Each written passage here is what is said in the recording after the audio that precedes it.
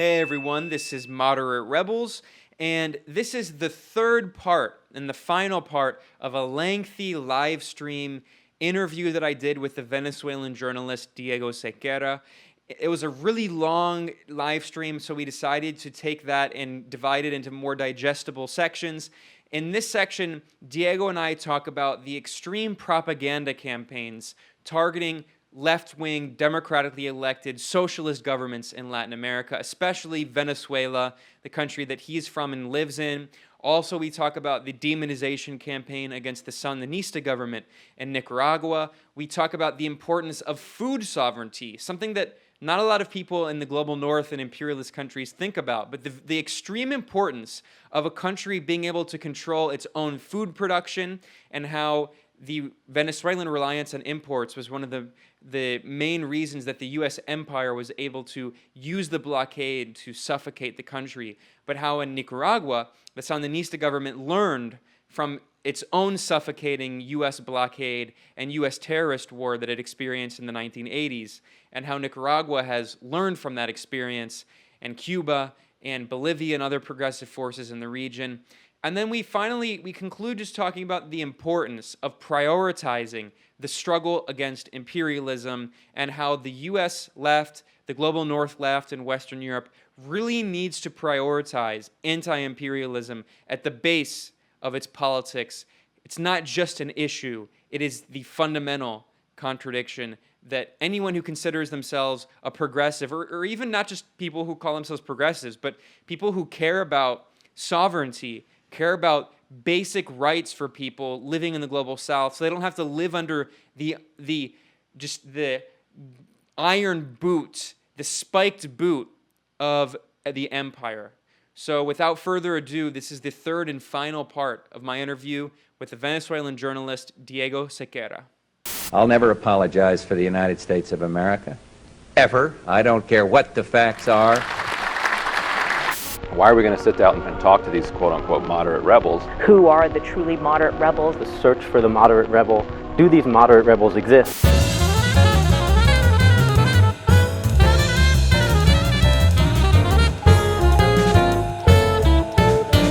Moderate Rebels. Let's see what other questions we have. This is great. The Revolution Will 23. Great comment. I can't believe Nicaragua passed a law requiring foreign agents to register. Who do they think they are? I know. Who do they think they are? Like, do they think that they're the United States? Because that's exactly what the U.S. has done since they've done that for 80 years. There's a foreign agents law, the Foreign Agents Registration Act, FARA, in the U.S. And I'm just going to explain this really quickly because this is like a really hilarious scandal that's going on, like a fake scandal. So the National Assembly here in Nicaragua, which is a democratically elected body, and the majority of the seats are controlled by the Sandinista Front. They were elected, the socialist anti-imperialist party. They passed a law that requires so-called NGOs funded by foreign governments to register as foreign agents. Controversial, I know. I mean, it's been a U.S. law for 80 years. And this is an important issue here in Nicaragua because in 2018, there was a very violent coup attempt backed by the U.S. and supported by many of these NGOs, so-called NGOs, these opposition groups, and they've been funded with millions of dollars from the U.S. government. So I wrote an article about this at the Gray Zone, looking at how USAID, the so-called humanitarian arm, the U.S. Agency for International Development, it sounds so great, we're going to help develop. I mean, it's actually really just a soft arm of the CIA. And USAID has spent millions of dollars funding these groups that were involved in a right-wing coup attempt in Nicaragua. And so one of the main groups, which is called the Violeta Barrios de Chamorro Foundation, which is named after the former right-wing president of Nicaragua, backed by the U.S., a major U.S. puppet. Her party was funded by the NED, the other major the CIA cut out, the National Endowment for Democracy. So after she left power, and just after she privatized a lot of things that had been nationalized by the Sandinistas, after she sold off Nicaragua's railway, I mean, she just screwed over Nicaragua. And then after she left power, she created the Chamorro Foundation, which has constantly been a source. The U.S. launders money through it. The USAID uses the Chamorro Foundation to send millions of dollars to Nicaragua, and then the Chamorro Foundation gives that money to right-wing forces in Nicaragua to try to overthrow the government, to support coup efforts, to train right-wing media propagandists. So the Chamorro Foundation announced that as a form of protest, they're going to refuse to register as a foreign agent, so they're closing their operations in Nicaragua, which means they're just going to go to Costa Rica, which is the southern neighbor, and they're just going to continue their coup operations there. But this was portrayed in the Western media as that the Nicaraguan so-called regime forcing so-called NGOs to register as foreign agents, not mentioning that they're funded with millions of dollars from the US government CIA cutout, not mentioning that they were involved in a violent coup in 2018. And then now we saw that the first mention of Nicaragua by the Joe Biden administration was Ned Price, who is now the leading State Department spokesperson. By the way, he was formerly a CIA agent. So I want to stress this point. The main State Department spokesperson under Joe Biden is a former CIA agent. And as we all know, there's not really ever any former CIA agents. There's very few people like, there are like John Kiriakou, who was imprisoned for being a whistleblower, or like Ray McGovern, who was a whistleblower. But basically, 95% of former CIA agents are still CIA. So Ned Price, anyway, he released a statement accusing Nicaragua of being on the path to dictatorship, and he accused President Daniel Ortega of passing the law, even though it was the elected National Assembly that passed the law. And by the way, Nicaragua is on the path to dictatorship. Well, I guess that means the U.S. has been has been a dictatorship for 80 years, because this law that Nicaragua passed is exactly the kind of law that FARA, the U.S. has had in the books for 80 years, and that in the past few years, the U.S. has used this foreign agents law to force Russian and Chinese media outlets to register as foreign agents. So, the hypocrisy knows no bounds, but we have our friend Diego back. We lost him for a second there, Diego. Hate sanctions, man. I hate sanctions so much. I know. So bad. So, Diego, we lost you there, but, we're over 2 hours here. We're not going to keep you too much longer. I know it's late there. But I just want this is a good question. I actually don't know, Diego. Is it still illegal to be a communist in Costa Rica, in the great democracy of Costa Rica? Do you know? I'm not sure, I've got to check. It wouldn't surprise me anyway. Costa Rica, it's like, I don't know, it's like if Nicaragua or Venezuela or Colombia, in its own sense, are like the testing grounds, the violent testing grounds, Costa Rica is like the showcase testing ground, as a whole managed republic in every sense of the word. And the function that Costa Rica has played, especially during the 80s insurgency wars and counterinsurgency, was actually pretty descriptive. Also, in the last part, as in being the mediators, and then you remember this now disgraced, happy enough disgraced Oscar Arias, which actually is a Nobel Prize winner, was like the major figure in the Contadora dialogues and in looking for peace in Costa Rica, the same way as Santos or the same way as Obama in 2009, and now he's disgraced because he was going through one of those sex abuse scandals, which speaks volumes of the kind of heroes the West needs in order to represent. Well, it also says a lot that when someone like Ivan Duque, the far-right Colombian US-backed president, when it's known that he used a drug dealer's money, Nene Hernandez's money, to buy votes to steal the election, not a single peep in the U.S. English language media. But when there's some spicy sex scandal, oh, well, whatever. Whatever. It's ridiculous. But Diego, yeah, exactly. There was a question that someone asked on Patreon, and it's a funny question because it's another example of this media propaganda manufacturing these fake scandals. And Dwayne McCormick asked on our Patreon, when he saw propaganda that when Hugo Chavez was still alive, they claimed that his daughter was a billionaire. so Oh yeah. what's this whole thing and like the tabloid fake media stories claiming that Hugo Chavez's daughter is like a billionaire? Well, those are soft targets, you know. It's media soft targets, and yeah, they try to they try that with his younger daughter, and then with one of the older ones, as in being multi-billionaires. But where's the evidence? I mean, yes, I mean, I think that it was the case of Maria Gabriela, which was part of the UN delegation, Venezuelan delegation team there. So yeah, it's pretty dumb. I mean, there's no actual. If you want to see corrupt millionaires, you can just go check what's going on in the U.S. But I mean, Or go to Bogota, go to Colombia. I mean, come on. oh, that's a wonderful example. Also, yeah, it's just crap. I mean, all this kind of insidious spins they're gonna go after, and of course they love to attack in all the possible ways, in all means possible, the Chavez symbol and everything that goes orbits around him.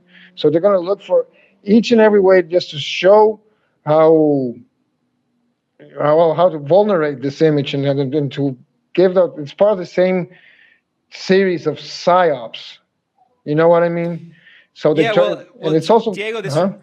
it reminds me of there's this insane propaganda technique that these Western governments and media outlets will use, the fake news media, where they claim, for instance, that Putin is like the richest man on earth because they conflate Russian state assets with Putin as if they were his personal private like property. And then they did the same thing Well, with Muammar Gaddafi in Libya.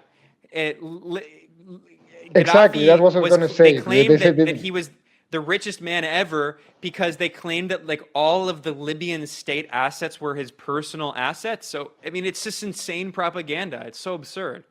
Meanwhile, Jeff Bezos is a 200 billionaire and controls the Washington Post and however many other institutions, and has a huge contract with the CIA. And meanwhile, I mean, we have these insane like these just stupid billionaires who don't produce anything.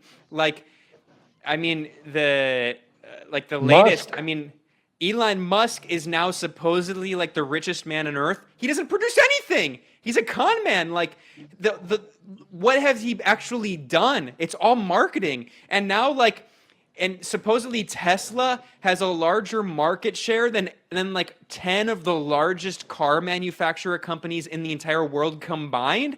Whereas Tesla makes like several, like a few, 10, like 60,000 cars or something like that. Meanwhile, all of the other Ford, Toyota, Honda, all of them combined have less value. I mean, that just shows how dumb, like, billionaire wealth is all fictitious capital, and it's all, the only reason they have that wealth is because the US government protects them. Well, and you also have the self-made man myth there, you know, as in Elon Musk being some sort of accomplished man that could, you know, rise to the top, and he was actually a guy whose father was owner of several diamond mines and so on in apartheid South Africa, and that's how he grew up and he had got his capital. And the same thing with Bezos. The myth that he started as their parents' garage is also utter bull. And with all of them, I mean, it's the same propaganda attempt to sell them as wonderful figures. And I can't forget, and will never forget nor forgive Elon Musk talking about we throw coups whatever we want. Talking about the Bolivian coup in 2019, which is like the first Great Reset coup, by the way. It's like the first green economy coup. That also speaks volumes of where capital, late stage neoliberal capital, is going. You know, and you know, but giving a step back on what you were talking about about Gaddafi and Putin and their wealth. Remember that they took all this gold reserves from Gaddafi, from the Libyan state, sorry. It was saying stolen part- during the NATO pillaging, you mean?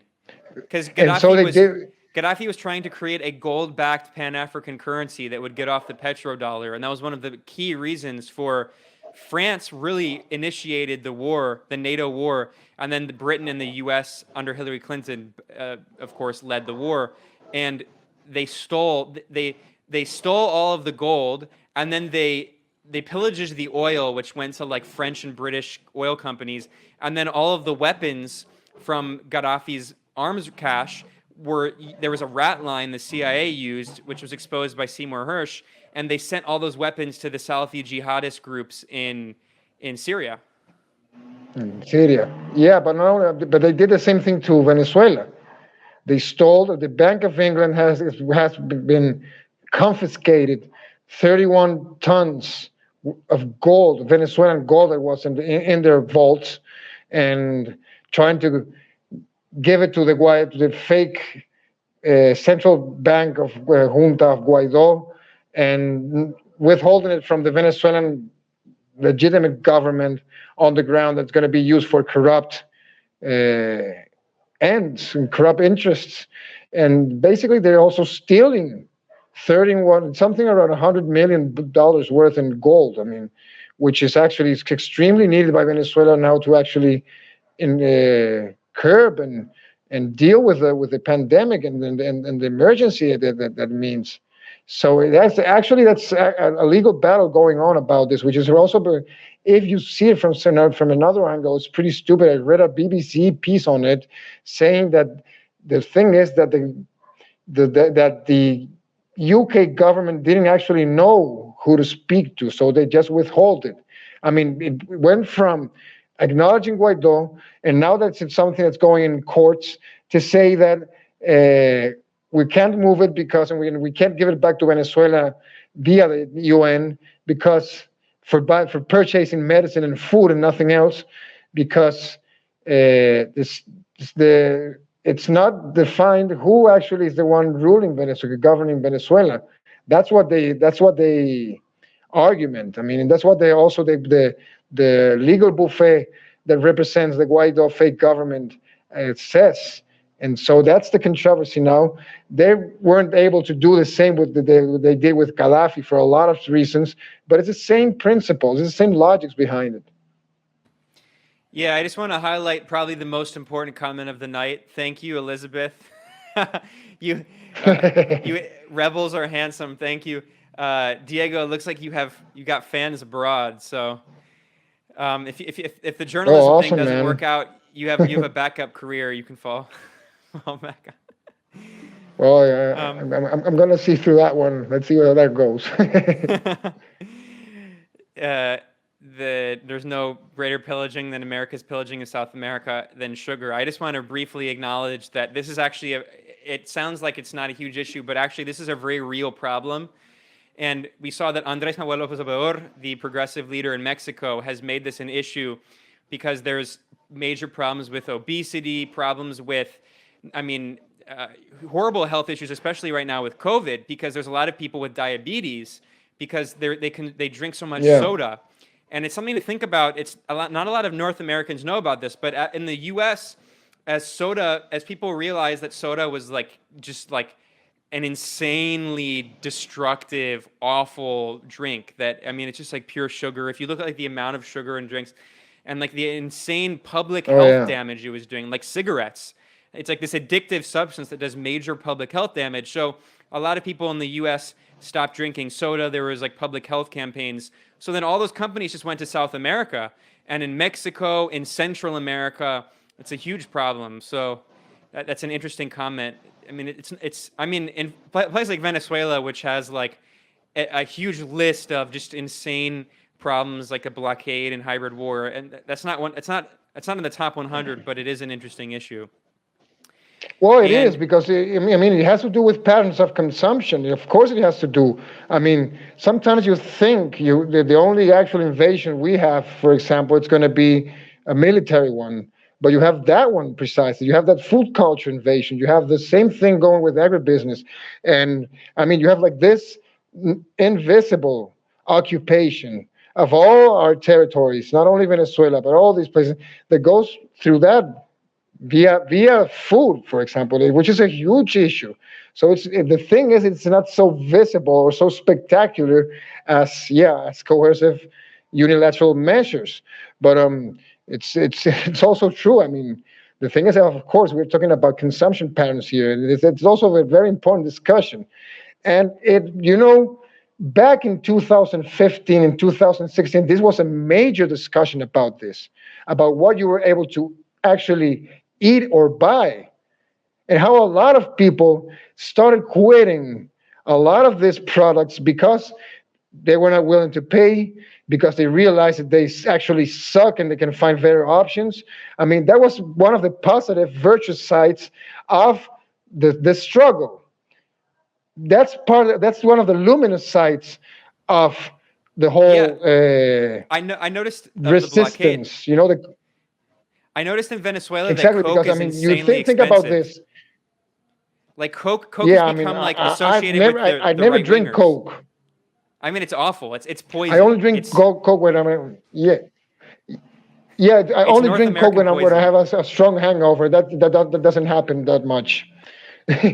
but but that's the thing. I mean, this has also had, and I have to highlight this because it's something that there's not much talking about this, or it's been told the wrong way, the most entrepreneurial way. But Samir Amin, the great Egyptian economist, once said that culture, it's all the ways the worth of value of the valor de uso, the worth of the value of use expresses itself.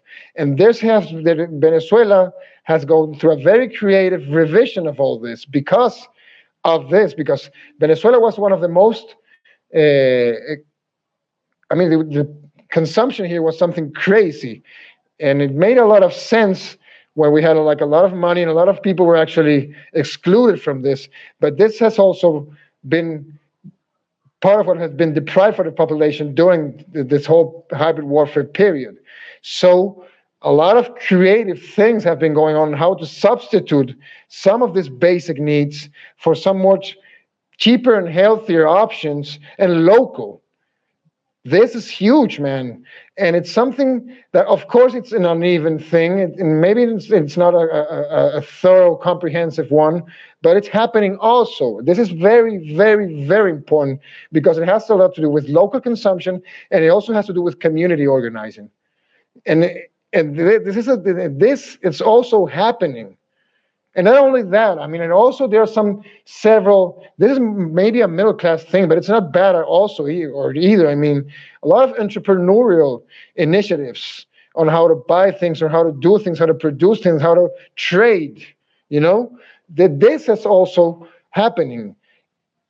I'm not saying it's a success story all by itself, but we have gone through this several high points of this kind of experience of exchange and production and discussion on what we should be consuming. And this is also thanks in a way to sanctions. I'm not saying, it's thanks to sanctions our lives are improving. It's not true. But it shows another way to deal with this capitalist culture issues. Yeah, well, and this also gets to one of the most fundamental political questions for any country, which is food sovereignty. And we've seen, exactly. I mean, the political and economic situation in Haiti, where it's just been colonized by the United States, and this is a country that used to produce its own food and is now reliant on importing like fake food products, like this rice that's just like barely rice that the U.S. just throws at Haiti and just floods Haiti and destroys the local food economy. It was the same thing that NAFTA did to the Mexican agricultural sector. Yeah, indeed. Yeah, destroying Mexican agriculture and replacing it with these big ag corporations. And then here in Nicaragua, food sovereignty is a huge issue because the Sandinista front has put a lot of emphasis on working with campesinos, the government works a lot in food production, and Nicaragua is food sovereign because the Sandinista Front learned, and that during the U.S. terror war in the 1980s, when the U.S. had a blockade of Nicaragua, like the blockade of Cuba and Venezuela, the Well, Sandinista Front learned that they have to produce their own food. So now Nicaragua is completely food sovereign. So if the U.S. does try another blockade, and we'll see what they try this year because it's an election year, Nicaragua it's still able to operate at a basic fundamental level because unlike Venezuela, unfortunately, which is so dependent on imports, Nicaragua can actually still continue to feed its people. And if you can't feed your people, you can't govern, obviously. well, Nicaragua has, and this is something I know for a fact, it has like the most robust cooperative systems in the whole hemisphere. And not only that, I don't know if these recent years, but I know for a fact, like 10 years ago, for example, there was they have like this surplus of agriculture goods. So now you could find like frijoles, beans, with the tag saying hecho en Honduras or hecho en Costa Rica, hecho en Panama or whatever, and actually was produced and packed in Nicaragua with that tag. It was like some concession on trade. But I mean, that's how far and how effective the whole cooperative network in Nicaragua is in the agricultural field. Yeah, and in Nicaragua, there's of course also a very similar. I mean, in Venezuela, there's a very similar network. So I want to wrap up here, Diego, because we're over Yes. 2.5 hours. There's it's pretty long. Yeah, I know it's late for you. Sorry. There's a few No questions problem, though from man. people My pleasure. that I wanted. No, yeah, it's been a good conversation. I always love chatting with Diego. He's brilliant. He's also just a good friend of us, so it's always fun to talk. So, and in fact, there was a question about this. Some of the co-ops in Nicaragua and Venezuela. I would highly recommend, just to answer this person from the Revolution, Will, that there's some good reporting on this in a website called Tortilla con Sal. I'm posting it in the comments. Tortilla con Sal, which looks at the co-ops in Nicaragua, and there's interviews with people.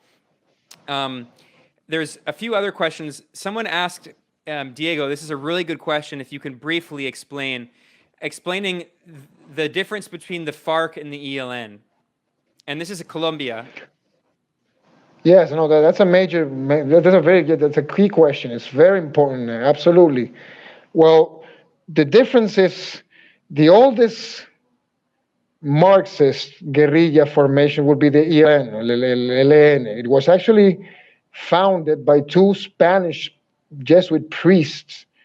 And also, I mean, that first generation was basically exterminated. And then it was Camilo Torres Restrepo, also a priest, very strongly influenced by the liberation theology, but also a sociologist himself, that created the next generation of the ELN, which also had like a substantive influence also of Guevarismo. Las FARC, it has a different story, and you have to check out the two first founding generations of La FARC, because the first one actually were liberal campesino leaders, such as Manuel Marulanda or Mono Jojoy, that actually came from the liberal struggles in the 50s and during La Violencia, that developed to further discussions with Jacobo Arenas, by the way, as a worker leader. They got into the communist organizing. So, and that first generation started relationships also with the Soviet Union. And actually, the second generation, where Timochenko, Alfonso Cano, Pablo Catatumbo, all of them actually are from Soviet formation. They're actually urban cadres that actually went through the communist orthodoxy. But they also adapted. They revised and reformed themselves, and they created the Bolivarian movement also. But that's the key difference. Those are the major developments, and it hasn't always been a harmonical relationship, and it depends on where in the region also, because they were able at some point. The highest point actually of this guerrilla success was during the early 80s and the late 70s with La Coordinadora Guerrillera Simón Bolívar, which was like the umbrella front for all of them, because they started to coordinate military operations among themselves. But this was La FARC, this was El ELN with its Guevarista liberation theology profile. It was also El Ejército Popular Libre, or the EPL, which was Maoist. And it was also the M19, El M19, which was like a radical democracy nationalist movement that evolved from the ANAPO party, and El Comando Quintil Lame, which was an indigenous guerrilla structure. There was all these guerrilla formations fighting and coordinating and being successful about guerrilla struggle. And this is actually the moment when the government starts to develop conversations and peace talks that ended up in political participation in 1984 and with the creation of the Unión Patriótica. Which we were talking about earlier, which was exterminated by the Colombian regime. Exactly, but it was actually after a successful military campaign. That's what and also this also explains the rise of paramilitarism, because all the classic counterinsurgency measures didn't succeed anymore. And for one close moment, it did happen. The FARC and the ELN were close to the cities, man, which was going to be the game-changing situation. And the U.S. and the Colombian government knew this. And so that's why they have to rely on different parallel structures and methods to actually roll back on the successes and make them retroceder, go back, take steps back, And but at some points there have been even conflict between them, armed conflict in some regions in Colombia in the past. Especially I remember the Arauca situation, the Departamento de Arauca situation a few years ago, because we can't neither idealize the whole war in Colombia and not even this armed structures, because at some point there's also a lot of lumpen situations, a lot of deviations, a lot of major FARC cadres and ELN cadres actually joined the paramilitary forces afterwards. There are some uncomfortable nuances to this, but it's also fact, it's history, and it also has to do with the vilification of everything because of the drug war, because of the U.S. war, and because of basic territorial control. That's basically it. That doesn't mean that the whole thing it's been a criminal enterprise, because it's not true, but it has had criminal sides to it. The other thing is that La FARC had a different process this time than the ELN in peace talks, with the outcome that we already know. And the ELN in this case actually also wants to go into peace talks, but they're not trying to make the same moves that the FARC did. So that's why they haven't pacified completely, and that's why they have make like demonstrations of goodwill first that usually are betrayed at early stages. So they don't give up everything at first, because they have their own experience on being betrayed. Yeah, well, so there's another question related to that. Before we're going to wrap up pretty soon here, but I just want to acknowledge this comment from Unbeliever Free Assange. I forgot what news was till I found Moderate Rebels and by extension the Gray Zone. Thanks a lot. It means a lot. Nice. I just wanted to say that, of course, that we're on Moderate Rebels on the YouTube channel right here, but of course, anyone who's not subscribed should go to the Gray Zone and subscribe to our YouTube channel there. And you should also check out Misión Verdad. I'm going to write that in the comments. Misión Verdad is the website that Diego helps run. Brilliant website. There's content in Spanish and English. Diego, one of the last questions here before we wrap up, this is also from Hernan Montoya, and it's a good question. And there's an election coming up in Colombia as well, although now the latest news is that Iván Duque, the president, said that he's going to try to extend his term in office for 2 years because COVID is an emergency. So we see another example. We kind of obliquely referenced the Great Reset. We see so many leaders try to exploit COVID to their advantage. So Exactly. but assuming there is going to be an election coming up, this is an interesting question. Can the left mobilize in Colombia? Do you have hope that someone earlier asked about the last election in which there's actually a lot of evidence that the left-wing candidate, Petro, that he actually won, and Gustavo Petro, and that actually it was stolen from him because of he would have won, but it was stolen from him because of, I mentioned, the drug dealer Nina Hernandez and the corruption of Duque. So do you think that progressive forces and even Bolivarian forces in Colombia have a chance of coming to power?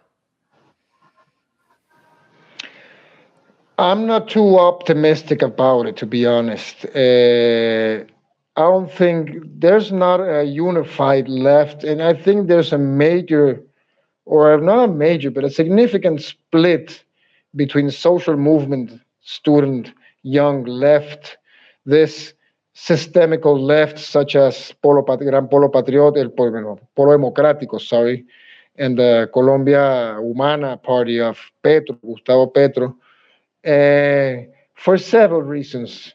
The thing is, for example, and this is from my point of view, I'm extremely critical of Petro. We don't ask as Venezuelans to Petro to become Chavista or Gustavo Bolivar or all of them, but don't be such an assholes about Venezuela. I mean, they try to even compare Nicolás Maduro to Iván Duque as like, the same tyrants and so on. It's like an anti-Chavista left, which is pretty stupid, and also it's inaccurate. But I know even in that case, if they got to win, it's going to be better for us. We're going to be better off. Absolutely. Doesn't matter. We don't like each other. But I mean, that's a pretty soft, weak message. And it's not the same message that some more radical youth has.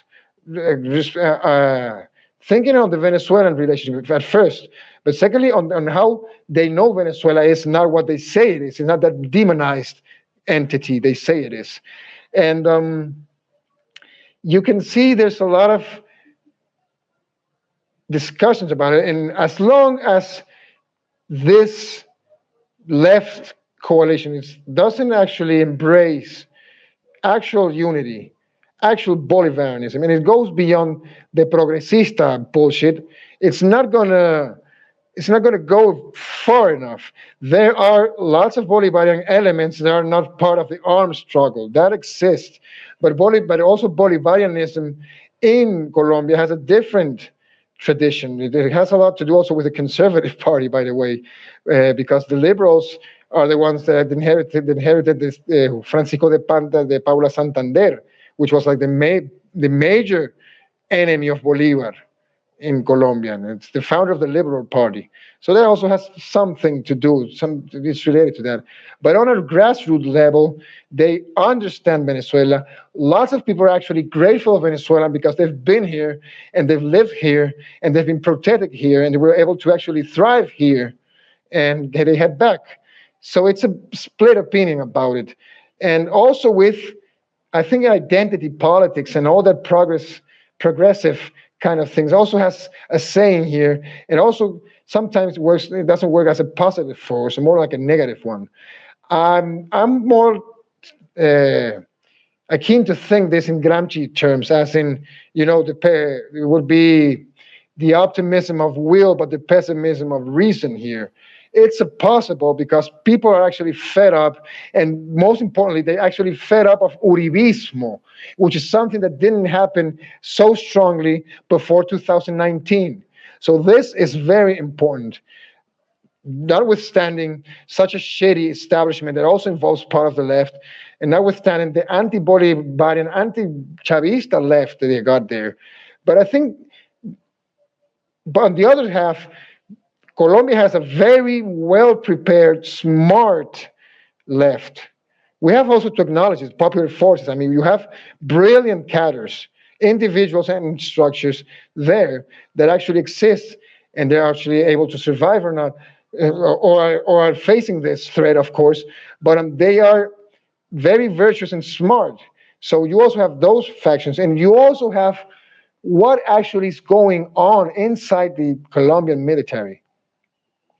Because there's also critical thinking there. I'm not saying there's a Bolivarian movement brewing in the same lines that the Venezuelan had in the past, but some things are also happening there. So we have to be, it's not a definitive situation, and things could change, and there could be some game-changing situation. I hope they are in favor of the Colombian people. Any moderate but strong enough option that's able to actually confront both the Uribismo and the Colombian oligarchy, which is a major thing, it's going to be good for Colombia. And we have to be behind it. It doesn't matter if they hate us stupidly as Petro does. But I mean, nothing is said here, and we're also inside of a crazy Tyson zone.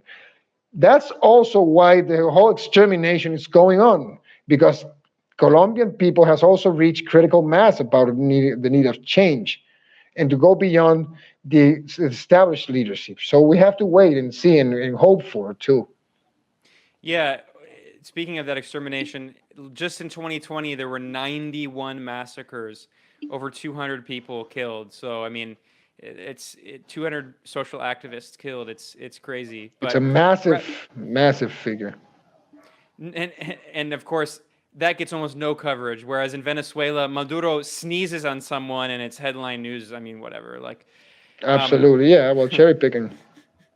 So, just a few comments here before we wrap up.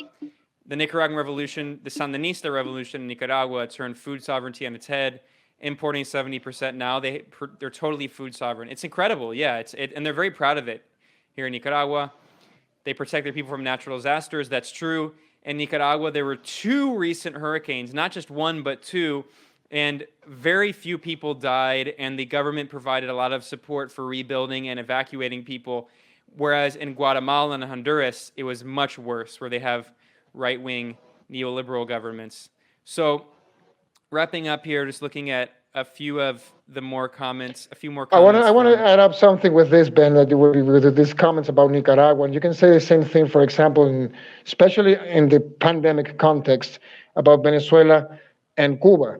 But beyond that point, you can say the same thing about the other countries, such as Colombia, Chile, and Brazil, about it, and how precisely not doing anything for their own population, or Ecuador, for example, it's actually a declaration of principles. As the same way as this response to the crisis from Nicaragua, it's also a declaration of principles of the state declaration of principles of what are state's priorities here. Yeah, absolutely. I mean, it's prioritizing people, and that it's honestly, it should be what every government does, but of course it's not what they do. There was another comment here, Diego. I'm trying to find it, but it was a great comment I agreed with. Someone said, right here it is, "Bring the people the Diego show." I agree. I need to find better internet first. Yeah, but hopefully, my idea actually, one of the reasons I'm trying to build out this channel as well at Moderate Rebels is so we can have kind of more one-on-one casual conversations like this. And then at the Gray Zone, we have like the group together. So yeah, I mean, I hope to bring back Diego, and I mean, he's a close friend and friend of the show. So hopefully we can do this kind of regularly, like every few weeks or month or so, we can have this long conversation. I mean, honestly, there were so many other things connection. I wanted to... Yeah. In my case, I mean. Yeah, I mean, I also wanted to talk about the insane anti-Russia hysteria, all the stuff, the accusations of genocide against China and the new Cold War, because, I mean, Diego knows he's a walking encyclopedia in Latin America, but he also is a really good geopolitical analyst, and there's a lot to talk about there, but we'll have to do that because we're rounding up almost 3 hours. Yeah, it's the next episode, of course, for the next episode. Yeah. Well, I think I answered most of the questions, and I want to thank everyone for commenting. Diego, I'm just one second here. I'm just gonna try to. All right. So Diego, just wrapping up. Looking forward, this is the last question I'll ask, and then we'll conclude. this year seems like it's a pretty important year. In Ecuador, I just got back. There was the first round of the election, and the Correistas won the first round in a landslide. Although, of course, we'll see what happens in the runoff election in April, if there is one, if it's not delayed. And we saw that in Bolivia, the coup regime failed. The U.S. was unable to push out the MAS forces, the movement towards socialism forces. We see that in Brazil, Bolsonaro is losing popularity, and the extent to which he even had a kind of political base in the state, I think, is exaggerated. But now he just mostly has military people. So in Brazil, it looks like Bolsonaro's forces are losing power. So there is this narrative that the so-called pink tide is coming back. Of course, I know that you're not a huge fan of that term, but the kind of progressive governments, and specifically, like, I agree with you. I don't like the term progressive very much, but not just progressive, but even more important, anti-imperialist forces that believe in sovereignty for their nations and believe in la patria grande. They believe in the mission of uniting Latin America. We saw, in fact, this week, I was actually pretty surprised. We saw Alberto Fernandez, who is the center-left kind of progressive leader, bring that term back, of Argentina. He's not bad, but he's also gone out of his way. Yeah, but he's gone out of his way to intentionally to not form an alliance bringing in Venezuela, Cuba, and Nicaragua. And there's been this attempt by some kind of progressive milquetoast center-left forces in Argentina to build a kind of new unified left that excludes what the U.S. called the so-called troika of tyranny. You could call the troika of resistance. So they themselves also agree with John Bolton, even though they're more progressive, they agree to exclude Venezuela, Nicaragua, and Cuba. So, but surprisingly, we saw Alberto Fernandez this week. He went to Mexico. He met with Andrés Manuel López Obrador, the progressive president in Mexico, and he gave a speech in which he called for unifying La Patria Grande from the southern cone from Argentina all the way up to Mexico. So, I mean, that was a pretty interesting speech for someone like Fernandez, who is probably the most centrist of the left-wing leaders in Latin America. So, given that scenario I just laid out, I mean, what are your thoughts on this idea of the so-called pink tide coming back to Latin America, and of the right-wing forces who in the past several years took power through coups and soft coups and a few elections? Do you think that they can be defeated again? Well, there are good signs. I mean, the Bolivian experience is like the most spectacular one of them all, because it was a coup thwarted in almost less than a year, which actually says a lot of things. And I think it's not going to be the same thing, because, of course, I mean, there's no Chavez there, for example, which is what, like, the major driving force in this, or Nestor Kirchner, or even Lula at that moment. But you have two things. You have three things. You have some political leadership that learned the hard way from experience. You also have a population, people that also learned the hard way what the real options are, politically speaking, as in, think about the Argentinian or the Bolivians or the Ecuadorians. You have people that actually went through processes. In this case, I think the most accurate would be Argentina, which was fairly electoral, the way it changed from Cristina to Macri, for example. But they learned also that lesson. Although, Diego, there are accusations that Macri also used drug money involving Colombia and Venezuela, right? Because there was also a lot of dirty tricks, and they're always accumulating much more dirty tricks. And Ecuador is the most recent example of this, and they're going to keep trying it. But you have those two options, those two elements, I mean, and you also have a third one, which is a new generation. And youth, it's become a battleground. I mean, the whole youth means, I think it's insanely stupid, but it's a fetish that gives a lot of leeway to a lot of disgregating forces, as in identity politics and so on and so on. But also it gives you the other part, which is also radicalization. So you have like these three intertwined experiences of history that are also like going on at the same time, that are going to be decisive also in how this new tide is going to, if it's going to happen, how it's going to break down, how it's going to happen. Yes. And you still have something that's going to be pretty dangerous, which is also you have got Democrats now, which are pretty good at controlled. That's a great quote, Diego. You also have something very dangerous, Democrats.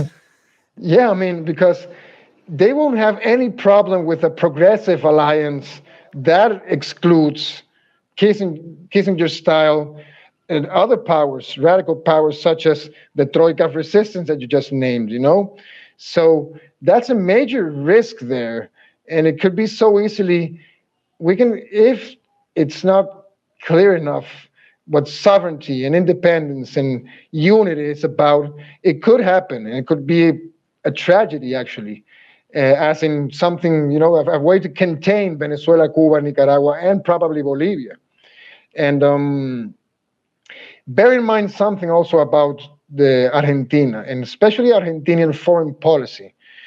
Alberto Fernandez doesn't control everything, and he has to do a lot of negotiations with the right-wing Peronismo of Sergio Massa, which is actually the head of the lower chamber now. And the guy that's actually Foreign Minister Solá, which is a U.S. pet, it's from the Massa group. So that gives takes away a lot of maneuvering power to Alberto Fernandez. Even though I think that doesn't make a huge difference, because I think Alberto Fernandez is dishonest about things, lukewarm and so on. But I always trust in history in this case, and he could also be better, like we just seen. So it's a possibility. But we're talking about here one more time what this historian Arno Meyer talked about, the furies of history. I mean, it's a tour de force here also, and it depends on how all the forces, revolutionary, radical, nationalist, whatever, and on one side, also the counter-revolutionary, reactionary, and conservative on the other one, actually try to operate here. But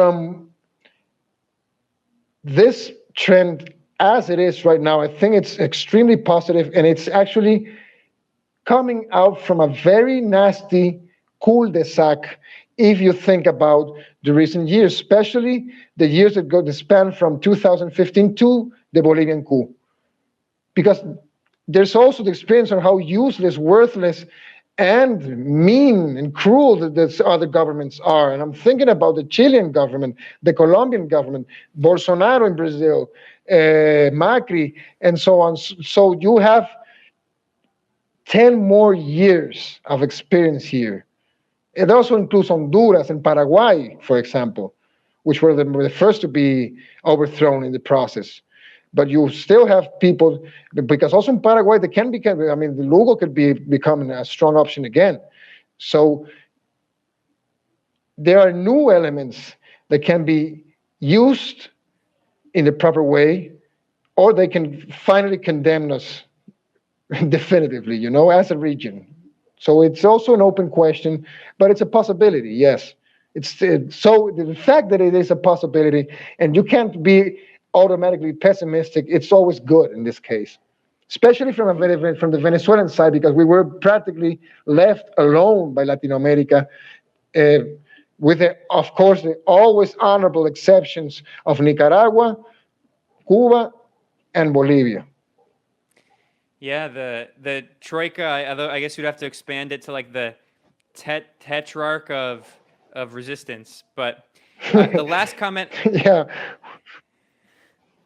The last comment I want to end on here, which is really good, is this one's good too. Hopefully, Central America and South America will get help from Russia and China. In fact, we'll save that for next time. I want to talk to you. Well, I'm going to have Diego back on soon, and we're going to talk about Russia, China, the new Cold War in Latin America. That was one of my intentions, but But we could just say shortly. I mean, if it wasn't for these two powers in the big power game, it would have been even harder for us in Venezuela and for the other countries to actually engage in their own realities. That was it. That was a comment. Yeah, I want to talk about that. In fact, like I said, that was one of the ideas with this conversation, but we're at 3 hours, so I'm going to conclude in a minute here. But I'm going to have Diego back soon, and we're going to talk about the new Cold War and how Latin America plays a key role. And all these U.S. think tanks, we constantly hear about China's doing business in Latin America, etc. But the final comment I was going to end on from Moki here is, I wish South and Central America would form a defense union to protect themselves against the North. And I have to say that there were the beginnings. We saw the origins of such a union at the peak of the so-called pink tide, that wave of progressive anti-imperialist governments in the region. We saw the creation of the Union of South American Nations, UNASUR, and we saw the creation of the ALBA, the Bolivarian Alliance, a trade alliance for the peoples. And the U.S. went out of its way so hard to destroy both of those organizations. The coup in Honduras, and they actually delivered one. They were able to actually fracture UNASUR, but they weren't able to, or they didn't succeed with ALBA. And ALBA, it's going to be the engine that's going to bring UNASUR back if we go through this line, you know. And you know something, in 2009, 2010, the UNASUR created the Regional Defense Council, which was meant to exclude the U.S. So that kind of that was the first, it was a mild step. It was significant, nevertheless, and it was also rolled back, but for all these reasons we were talking about. But there was the first experience. And remember something else, which is pretty crazy. But Gaddafi proposed a Southern Atlantic Treaty Organization back in the day. He also did that. But oh man, based. Oh, yeah. A SATO as opposed to NATO. Make a SATO. Oh man, based. Yeah, the tragedy didn't happen, but I mean. But it's on those lines, yeah, if you don't have a strong defensive component, you're not going to be able to actually achieve the whole thing. And so I do agree. The East part there, I'm not going to agree with her. I mean, because she said the North and the East in the comment. China's not a threat. China is not an imperialist force here. It's a superpower, of course, and so is Russia. But it's not the same approach that the U.S. has, ever, not even close. But I understand that's part of the progressive part. I will also address one last thing, Ben. If you want to see the difference between what a progressive and a radical is in this case, usually progressive are against the state, as it says itself, but us are against empire. There's a main dividing line between these political forces, and that's what actually makes the whole difference, and that's how you know at the service of what you are. Well said, well said. I think it's a perfect note to end on. And this is so true in the United States and the North American and Western European left, that the dividing line for me is not like what you think about like the labor theory of value and whether or not you agree with like a particular Marxian analysis of surplus value, whatever. No, I mean, those questions are sometimes important, but the fundamental division in my view is the contradiction of empire and the fact that imperialism is the central contradiction, and the left that there's a lot of people on the left say they're anti-imperialist, but they don't do anything to challenge empire. For them, it's one issue on a laundry list of issues with climate change and LGBT rights and abortion and the minimum wage. Yeah, identity politics in general, as in a fragmentation. Because I mean, those are all major discussions. I mean, I'm down for speaking about abortion and LGBT rights and so on. I mean, it's not an exclusive for them. It's not an exclusive for all those civil society organizations and progressives. But it's not the key issue. Not now, at least. I mean, we have like pretty much more urgent ones, because all those deconstructed topics were the ones, those single topic campaigns were the ones that actually gave some sort of sense of morality to the empire's regime change adventure, for example, in Syria or Libya. Exactly. So I mean, that's obviously, I mean, this is music to my ears because anyone who follows me or Max Blumenthal, my colleague and co-host, that's what we spend all of our time focusing on as journalists, as people. That's what our lives are devoted to, is prioritizing anti-imperialism. So, Diego, I mean, it was such a pleasure. I mean, I can't believe 3 hours already went by. It was really fun. And I know it's late there in Yeah, it was. Venezuela, so I'm going to let you go. But No problem about that, man. Yeah, I just want to conclude here again.